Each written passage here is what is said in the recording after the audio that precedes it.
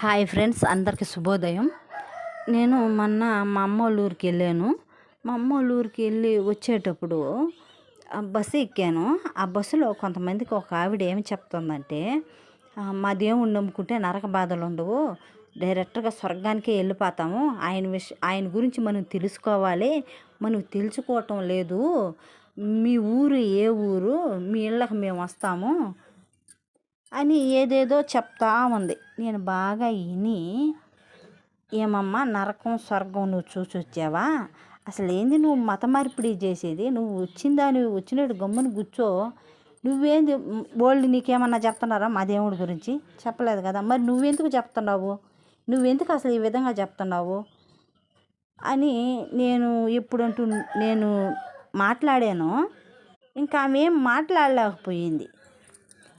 నువ్వు అసలు మా భగవద్గీత చదివావా? మా భగవద్గీతలో ఎన్ని మంచి మాటలు ఉన్నాయి, రామాయణంలో ఎన్ని మంచి మాటలు ఉన్నాయి, అసలు నువ్వేంది ఇక్కడికి వచ్చి మత మార్పిడి చేసేది? ఎవరు చెప్పారు నిన్ను మత మార్పిడి చేయమని అని నేను అంటుంటే కూడా ఆమె ఏం మాట్లాడలేకపోయింది. వీళ్ళుండి అమ్మ ఎందుకమ్మా గమ్మునుండమ్మా అని వీళ్ళు అన్నారు. మనకెందుకులే అని గమ్మునుండకుండా మనకి తెలిసింది మనం చెప్పామనుకో వాళ్ళు గమ్మునైపోతారు. ఇప్పుడు నేను ఎప్పుడంటూ మాట్లాడాను, ఆమె ఏం మాట్లాడలేకపోయింది. దయచేసి నేను అందరికీ చెప్పేది ఏ విషయం అంటే, ఇప్పుడు మన ఇంటికి ఎవరైనా వచ్చి మత మార్పిడి చేస్తున్నారు, అప్పుడు మీరేమనాలి?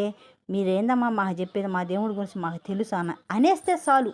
ఇంకా వాళ్ళు మాట్లాడలేరు, వాళ్ళు గమ్మున వెళ్ళిపోతారు.